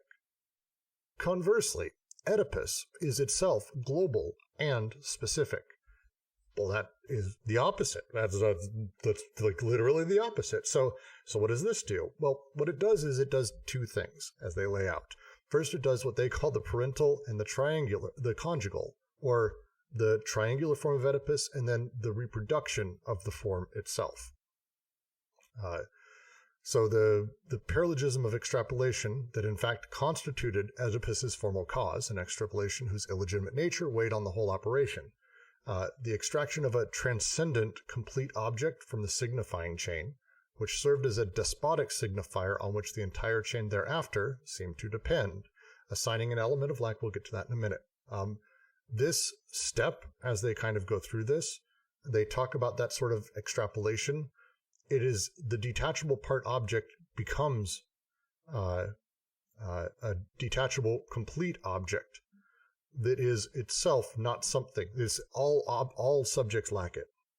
Like all subjects lack it. This is the creation of the phallus. Although everyone lacks it in different ways, as the PDF says very nicely. I linked a PDF that explains these very crisply as well. So again, this is where the illegitimate use of the connective synthesis comes in.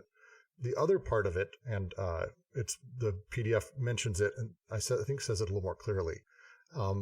A single term becomes detached from the chain of associations and becomes the general role of interpretant for all. What are women? Well, women are because you're mommy. All women are mommy. What are men? All men are daddy. That's it. Like this becomes the interpretant for whether or not someone is a man or a woman. By univocalizes everything. And because of that, everyone has to be a man or a woman, because that's kind of all I can relate to things as. The two parts of this, of extrapolation, they talk about pretty cleanly. The lack specifically that they bring in is because the thing we put into the chain, the the thing we have placed there is not a full object. Nothing's a full object. There's no such thing as a full fucking object. It's not how it works with the connective syntheses. They connect to what they connect to and only partial objects. But it extrapolates. It goes, cool. It must be a full object. It must be a partial object. I'm going to place that on the BWO. And it's not. It's this fucking representation. It's, in this case, Oedipus. And it gets put there. So now, which it doesn't have anything, it's not a full object, it has a lack. And now the subject does too, because it's a detached, complete object. Yeah, but they aren't saying that the insistence of a full object isn't there. Like, and this is the third synthesis. Like The connective synthesis is the first.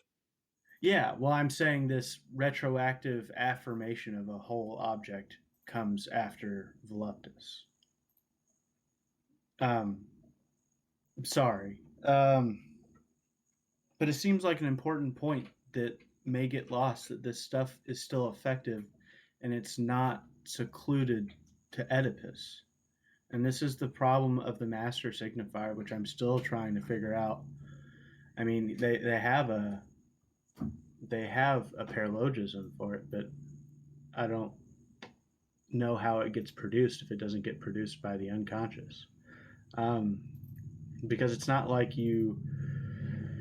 it's like, I imagine Marx came up with his with class struggle through some sort of autopoiesis or intellectual or something, some concept like that.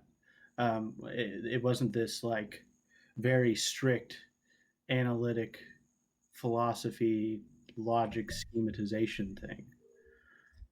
It named something new.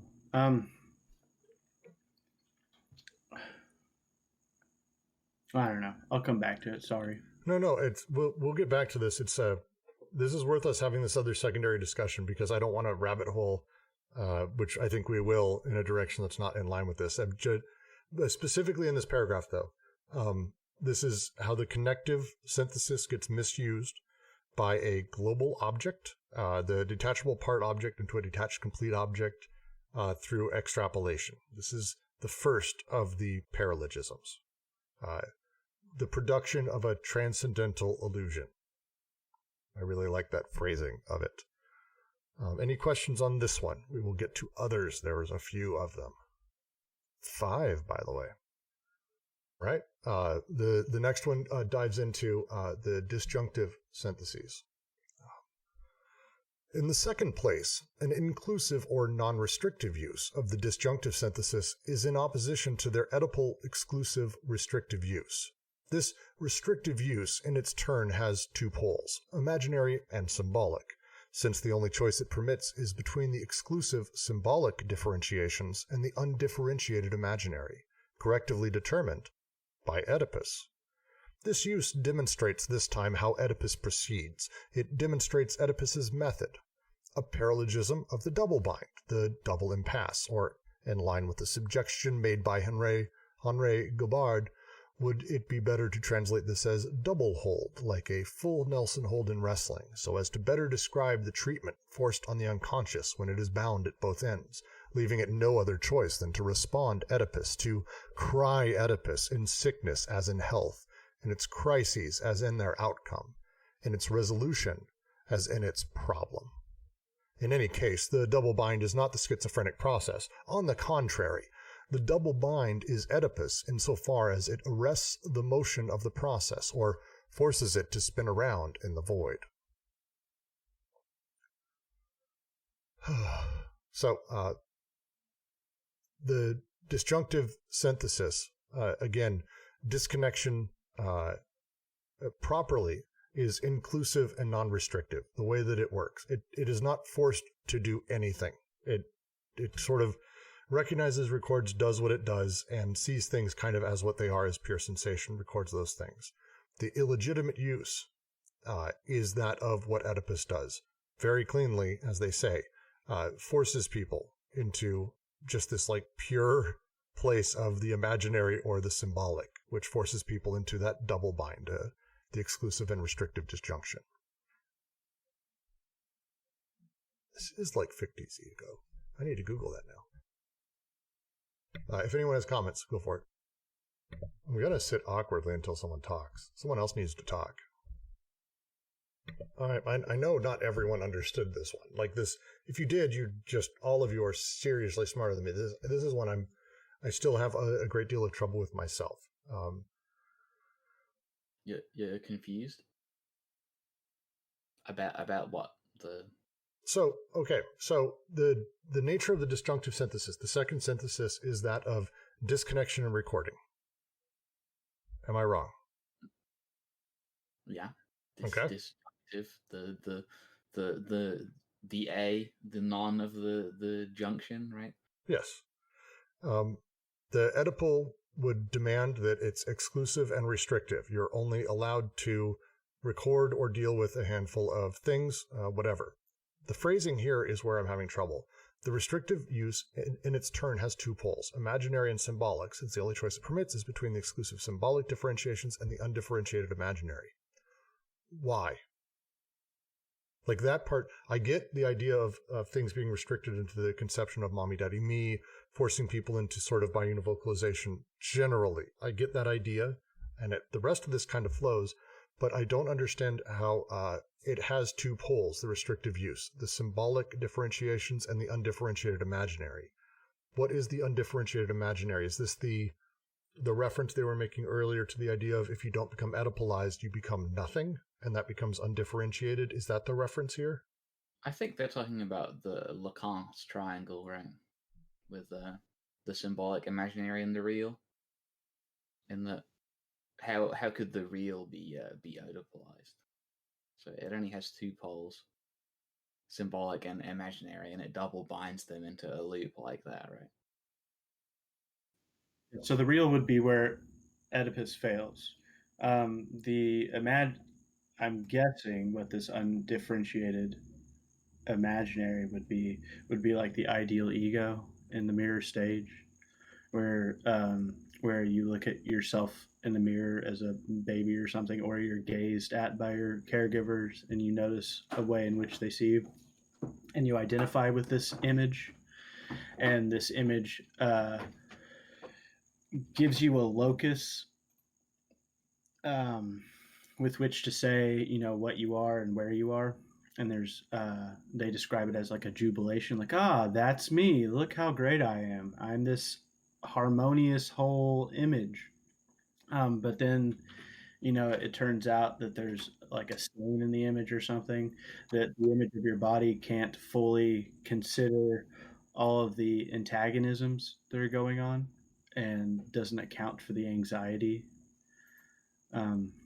Whereas the symbolic, and so that's sort of the real of the images are the ways in which it fails. So whenever you look into the mirror and then things just start getting weird and you don't fully recognize yourself, or like if you ever listen to a recording of your voice and your voice just doesn't sound like your voice, that's sort of like the same concept of the imaginary.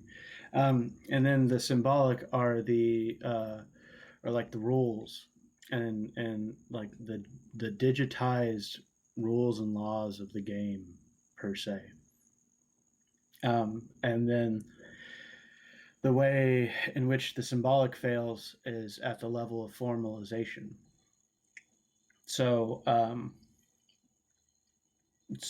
and this is where you get the whole no one has the phallus thing. So for the masculine sexuation diagram, it's imposture. And whereas for the feminine sexuation diagram, it is masquerade. So it's like wearing a toupee versus wearing, a skirt and makeup. Understood. So let me ask another way, because I get all of that from the Lacanian side, but all of that stuff is transcendental. It's a transcendental lack. Yep. Yeah. So it's or transcendent. Yeah. It's transcendent. Whatever. Yeah. Yes. So here's my question: where does it fit in here? Because they're talking again about a deeply materialist system and how representation and fantasy and illusion get placed into desire and are sort of reforming it. The second one, I'm trying to figure out how that works. I get the idea of the double bind. I get all the words here. It's not the question of the words. It's how does it function is my question. Like the first one, again, to say very cleanly, totally get it. The idea of basically, hey, you have to be this, or I learned what a man is, or that. I get conceptually very easy. I can apply that to like, Psych 101 of a million people. Like this shit fits. The second one, can't place it in how it actually works in my own system or any way I'm willing or able to analyze myself or think through what things I've done. I can't place it on how it actually surfaces. Like, what is the actual surfacing reality? This would be my question. I'm a little bit confused by the way you're asking the question, but maybe this helps. I don't even remember a couple of weeks ago we talked about how the body without organs is described in a very similar way to the real in the first place, and so much of what they're doing here, and perhaps what they even mean by materialist, is that it's happening in the real, which is why to them in the schizophrenic process or whatever, the Oedipal doesn't work. But obviously people still get pulled into it. They still get pulled into the double bind. Mm-hmm. And they get stuck away from the real. So what is the double bind? Like all of that I'm following and I'm totally get all that. What is the double bind? Like what actually is it? It's like a trap, whatever. Like you're trapped in the middle, right? It's like a circular. Let me ask another way. The idea of in the first connective syntheses, I can extrapolate out the meaning of partial objects that have now become illusions because I have taken them as whole objects. That I can name examples of how that has happened to me. Probably all of us can. We can have discussions about how this happens on a like societal level. If a person is, let's say, suffering from this paralogism, how does that suffering manifest? In the double bind, it would just be something like, don't masturbate. How? Because then it predicates your desire on transgressing it. And it's justified at both ends, right? Yeah. If something good happens, if you're feeling good, it's because you didn't masturbate. If you're feeling bad, it's because you did masturbate. Yeah. So it's bound on both ends. So you get trapped, right? Perhaps even if you're feeling bad and you're not masturbating, it's because you haven't not masturbated for long enough, right? For instance, it's always about that. Yeah, and Adi has a good example. This is like the whole family dynamic at the workplace sort of thing, where it's like you don't have to visit your grandma if you don't want to, but she would really like it. Okay, so a way of manifesting this, just as an example, I'm not saying it's the only manifestation, I'm just trying to grok this, would be the way that people utilize passive aggression and demands on people, or how to put it, they utilize representations that by nature sort of put a person in a position where they have no choice but to do the thing they don't want to do, but also forces them to actually try to desire it and push them to like the desire of doing it. It's Zizek actually, gives the line. It's the same one as the visit your grandma. I think Ati, that's where I connect it with when he's talking about you don't have to, but it's even more insidious than that. It's more insidious in the sense that if you don't want to is the problem. It's like, hey, do you want to visit grandma? No. Well, we need to do it anyway. It sucks. I'm sorry. That's not really that terrible. But saying, if you loved me, you'd want to visit me. And it's like, okay, all right, cool. It's the manifesting. I just keep using the manifesting of the thing. That's what I've been trying to nail. Now that makes a lot more sense to me. Thank you. So why is that in the second of the three syntheses? Why is that in disconnection and recording? That feels like... Sorry, go ahead, Jack. Do you mind if I cut in here? No, go. So you're missing some of the... There's terminology that'll really help you here, because the second synthesis isn't just disconnecting and recording, right? It's distribution, right? So later on, they're going to call this paralogism the law of the father, right? There's a distribution of functionality of Newman energy to the assemblage, right? So we've seen, how do you get global persons? How do you get full objects, right? It's through the detachment of a partial object so as to constitute global persons in that, right? So a mother or a father is predicated on a detached partial object. So the phallus is removed from the assemblage, but now becomes what distributes not only like role in that, but functionality to the assemblage. So if you recall, right, the second syllogism is where we start seeing the body without organs putting the connections to work to produce the surplus value. This paralogism affects that, right? Because we're talking about how the distribution of functionality in that, you've almost got to have a double vision when you're talking about this, because on one hand, the unconscious is producing through the syllogisms, but on the other hand, right, there is this distribution that's still effective.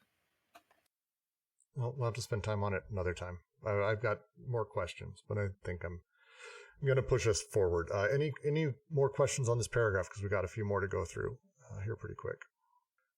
In the third place, a nomadic and polyvocal use of the conjunctive syntheses is opposed to the segregative and biunivocal use made of them.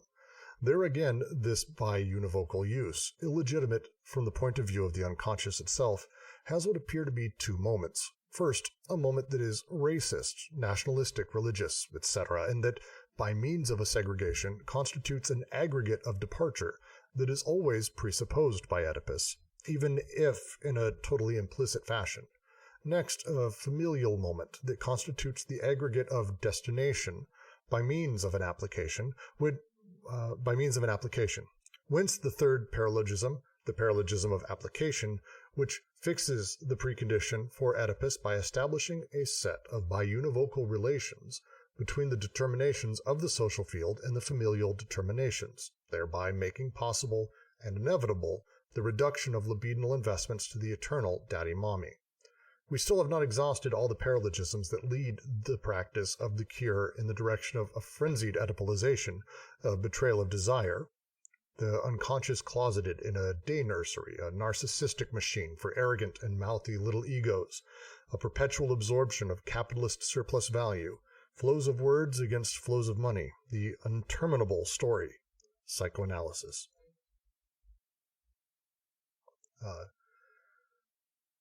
There's a few that are wrapped into this one. This is the application, from the PDF. Essentially, first off, as they say, first the moment is racist. It places us versus them, segregation of me versus other people. Basically, it's as the doc says, it's a limited and fixed misidentification of things and of yourself as well. The reason they call it the application is because we assume that these rules apply to everything. Coming back to the idea of the schizophrenic being polyvocal, of being multifaceted, of really there not being necessarily an I or a them or having these kind of divisions, this limited and fixed misidentification in this third paralogism here, that of the application, places me against people. And because of that, it places me against others, me against mommy, me against daddy, biunivocalizes everything, and also, basically, as they say, it inevitably is the reduction of libidinal investments to the eternal daddy-mommy, one or the other, law or this, blah, blah, blah, all those things.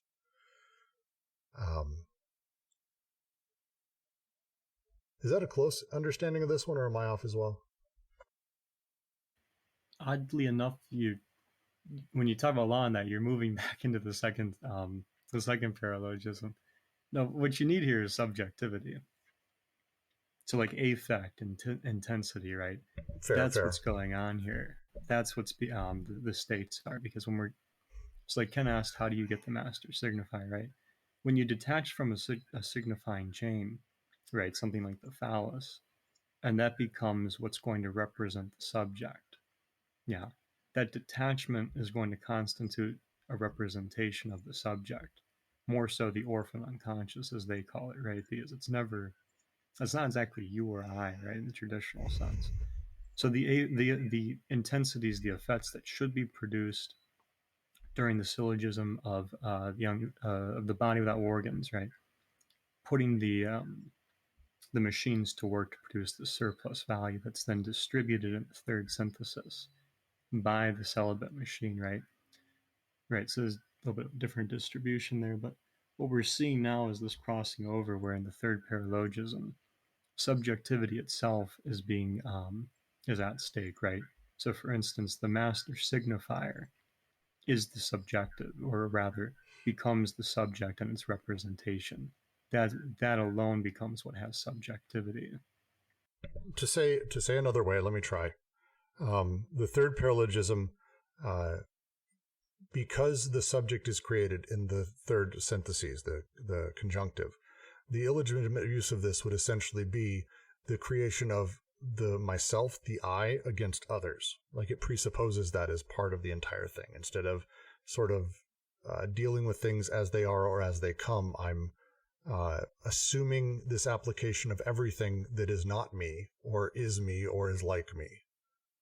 It can be, right, because we're talking about how that gets created, right? So like nationalism here, for instance, or like, I really like the Rimbaud they always quote, right?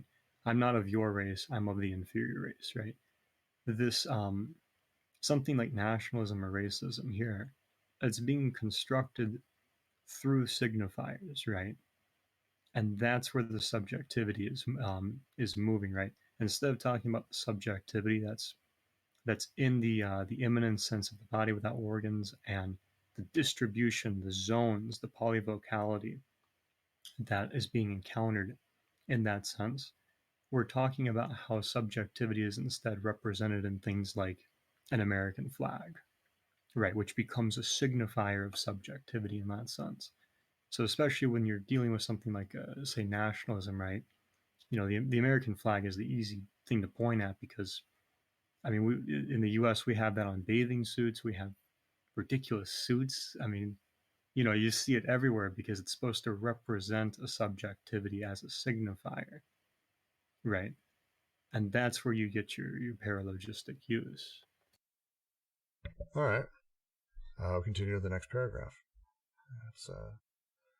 We're probably going to go to 2:30, just letting everyone know it's another 20 minutes. I think we're going to be able to make our way through the next 2 pages. I'd like to finish this today, so that'll be the case.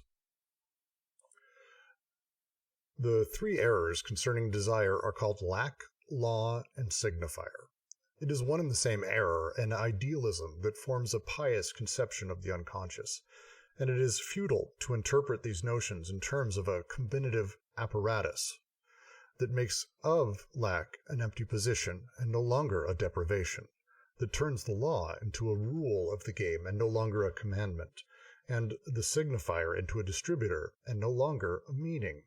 For these notions cannot be prevented from dragging their theological cortege behind: insufficiency of being, guilt, signification. Structural interpretation challenges all beliefs, rises above all images, and from the realm of the mother and the father retains only functions, defines the prohibition and the transgression as structural operations. But what water will cleanse these concepts of their background, their previous existences? Religiosity? Scientific knowledge as non-belief is truly the last refuge of belief, and as Nietzsche put it, there never was but one psychology, that of the priest. It's a great Nietzsche fucking line. It's a great line. This is when your guy's example of masturbation is a prohibition, actually. Right, I mean, that, exactly as you guys said, right, becomes the condition for the transgression and the prohibition, right? That damned if you do, damned if you don't moment. but in its distribution, you know. Well, it's an interesting use of the phrasing here. So it's, if they're saying like his simple version, lack becomes an empty position and no longer a deprivation, because it's assumed from the beginning we're not depriving someone of anything. It's almost like a priori black hole that sort of just exists and never can be filled. The law turns into a rule of the game. It's just the way things are, and no longer a commandment, no longer someone ordering, no longer someone demanding, even God demanding it, but instead it's just the nature of being human, and the signifier into a distributor and no longer a meaning. Master signifier concept, maybe, sort of. Oh, Ken left. Really? Finally, we get to a thing that I think we was talking to. The idea that it distributes meaning but doesn't actually have meaning itself that's just directly him looking at Lacan as kind of with a wry smile. Like, I think, at least that's how I take it. But this is kind of the interesting thing. I made this point to Ken, but a few weeks ago. But the strange thing about the engagement with Lacan, right? Like, they're not saying Lacan's wrong. Yeah, like they're not saying the law of the father isn't real, or he missed, like, you know, he's just full of it, right? But it's not the unconscious, is it? Right. So when we were just talking about the signifiers and that during the third synthesis, right, where subjectivity and the effects are all, they just become signifiers. Yeah, there's no expression going on there in that sense. Like that, like just like you're saying, right? That's Lacanian psychoanalysis, right? But that's not the production of the real that is the unconscious for Deleuze and Guattari either. With that, I think I'll move on to the next paragraph. I do love that last Nietzsche line, though. Scientific knowledge as non-belief is the last refuge of belief. As Nietzsche said, there never was but one psychology, that of the priest. The idea of having a hierarchical system that determines how you believe and how you think about things, Nietzsche sort of traced right back to the idea of belief itself and religiosity. That's how I take that quote and always have, that just by having that sort of attachment to belief, you've placed yourself in that spot of essentially religious belief of its own sort. Sort of my saying, it's the comment I was making earlier, like modern atheism is not like the same, it's not like the idea of, oh, I just don't believe. It's like, I don't believe in God, like as a claim. Like it's like the thing, and it's against a thing.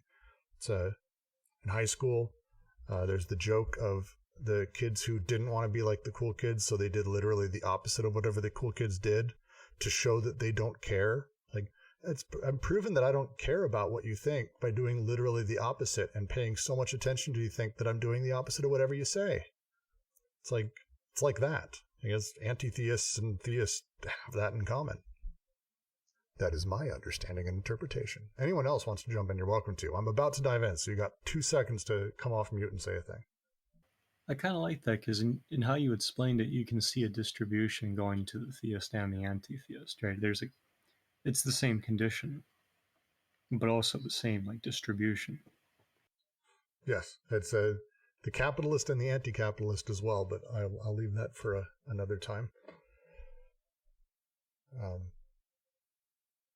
From the moment lack is reintroduced into desire, all of desiring production is crushed, reduced to being no more than the production of fantasy. But the sign does not produce fantasies. It is a production of the real and a position of desire within reality. From the moment desire is welded again to the law, we needn't point out what is known since time began. There is no desire without law. The eternal operation of eternal repression recommences, the operation that closes around the unconscious, the circle of prohibition and transgression, white mass and black mass. But the sign of desire is never a sign of the law. It is a sign of strength. And who would dare use the term law for the fact that desire situates and develops its strength, and that whatever it is, it causes flows to move and substances to be intersected? I am careful not to speak of chemical laws. The word has a moral aftertaste. From the moment desire is made to depend on the signifier, it is put back under the yoke of a despotism whose effect is castration. There where one recognizes the stroke of the signifier itself, But the sign of desire is never signifying. It exists in the thousands of productive breaks flows that never allow themselves to be signified within the unary stroke of castration. It is always a point sign of many dimensions, polyvocity as the basis for a punctual semiology. So it's a huge takedown of lack as a conception. Does anyone want to jump in and add a few notes to it? Because there's a lot happening here. This is them expanding on the previous few sentences, where they basically go through lack, they go through law, and they go through signification. This is just them extrapolating out those things and explaining them a little bit better. The moment lack is reintroduced, all of desiring production gets crushed, because the sign does not produce fantasies. It is a production of the real in a position of desire within reality. And then, from the moment desire becomes welded again to the law, the eternal operation of eternal repression recommences. Again, once we've married these things to the law, suddenly the law is there to tell us not what to believe. Now I understand this second paralogism, thank all of you, that we have been told the law implicitly, and therefore we also know what we truly want, but we also know we can't want that, and now, oh fuck, this sucks, is kind of how that goes. The final being signification at the very end. This is where one recognizes the stroke of the signifier. Sign of desire is never signifying. It exists in the thousands of productive breaks flows that never allow themselves to be signified within a unary stroke of castration. It's always a point sign of many dimensions. The idea that signification is not dependent on the signifier, but the signifier makes desire dependent upon it by how it operates. A lot of quiet people today. It's nice. I need the solitude. I was worried I was going to have a lot of raucous fucking people on this stream, so that's kind of nice. Is that why you called the pizza guy earlier? Yeah, exactly. I needed Dottie to make some noise a little bit. Break up the monotony. Or I'm not saying anything that's wrong, which is great for me. So I'm just going to continue to the next paragraph. Does anyone have questions so far? It is said that the unconscious is dark and somber. Reich and Marcuse are often reproached for their Rousseauism, their naturalism, a conception of the unconscious that is thought to be too idyllic. But doesn't one indeed lend to the unconscious horrors that could only be those of consciousness and of a belief too sure of itself? Would it be an exaggeration to say that in the unconscious there is necessarily less cruelty and terror, and of a different type than in the consciousness of an heir, a soldier, or a chief of state? The unconscious has its horrors, but they are not anthropomorphic. It is not the slumber of reason that engenders monsters, but vigilant and insomniac rationality. The unconscious is Rousseauistic, being man-nature. And how much malice and ruse there are in Rousseau! Transgression, guilt, castration. Are these determinations of the unconscious, or is this the way a priest sees things? Doubtless there are many other forces besides psychoanalysis for Oedipalizing the unconscious, rendering it guilty, castrating it. But psychoanalysis reinforces the movement. It invents a last priest. Oedipal analysis imposes a transcendent use on all the syntheses of the unconscious, ensuring their conversion. The practical problem of schizoanalysis is, then, to ensure the contrasting reversion, restoring the syntheses of the unconscious to their imminent use, de-Oedipalizing, undoing the daddy-mommy spiderweb, undoing the beliefs, so as to attain the production of desiring machines, and to reach the level of economic and social investments where the militant analysis comes into play. Nothing is accomplished so long as machines are not touched upon. This implies interventions that are in fact very concrete, in place of the benevolent pseudo-neutrality of the Oedipal analyst, who wants and understands only daddy and mommy. We must substitute a malevolent, and openly malevolent activity. Your Oedipus is a fucking drag. Keep it up and the analysis will be stopped, or else we'll apply a shock treatment to you. Stop saying daddy mommy. Of course Hamlet lives in you as Werther lives in you, and Oedipus too, and anything you want. But you grow uterine arms and legs, uterine lips, uterine mustache. In tracing back the memory deaths, your ego becomes a sort of mineral theorem, which constantly proves the futility of living. Were you born Hamlet, or did you not rather create the type in yourself? Whether this be so or not, what seems infinitely more important is, why revert to myth? Great paragraph, too. I was so loving going through this. They say fucking a lot. I think fuck is actually like the 20th word in the entire book. They start early. But I think they were here being a bit on the direct side, where it's talking to psychoanalysts. I want to say, like, usually this stuff is, I think, watery. This one, I think, Deleuze, spiced up a little bit before. Oedipus is a fucking drag. Keep it up. Analysis will be stopped. We need to actually go after them and say, no, it's bullshit. It's bullshit. Stop it. Why do we need to revert to myth at all when we're asking, were you born Hamlet, or did you not rather create the type in yourself? Fuck that. Why revert to myth at all? Let's talk about why you are what you are. Yeah, I mean, they do the same thing with anal as well, don't they? And analysis. So great. To make fun of the old psychoanalyst, especially Freud. Especially Freud, for sure. I do want to know where the quote is from. I have the PDF somewhere. The whole thing that this quote is taken from is great. I just remember that. To read the last paragraph, and then we'll have questions and discussion. If myth is given up, a little joy, a little discovery is restored to psychoanalysis. For it has become very dismal, very sad, quite interminable, with everything decided in advance. Will it be retorted that the schizo is not joyous either? But doesn't his sadness come from the fact that he can no longer bear the forces of Oedipalization and Hamletization that hem him in on all sides? Better to flee to the body without organs, and hide there, closing himself up in it. The little joy lies in schizophrenization as a process, not in the schizo as a clinical entity. You have pushed a process into a goal.